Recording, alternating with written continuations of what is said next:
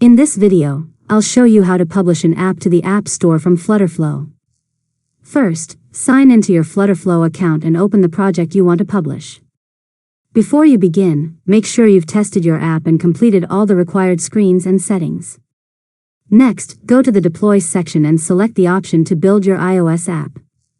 Configure your app details, including the app name, bundle ID, version number, and connect your Apple developer account if you haven't already.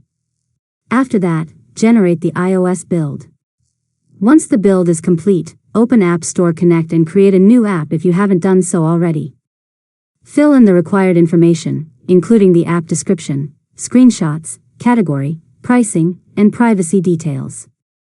Now, upload your iOS build to App Store Connect using FlutterFlow's deployment tools or Apple's upload tools. Wait for the build to finish processing, then select it in the App Store section of your app.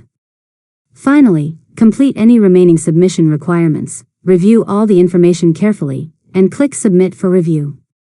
Once Apple approves your app, you can release it on the App Store for users to download. And that's it. You've successfully learned how to publish an app to the App Store from FlutterFlow. If you found this tutorial helpful, make sure to subscribe to Learn Mode Lab for more tutorials.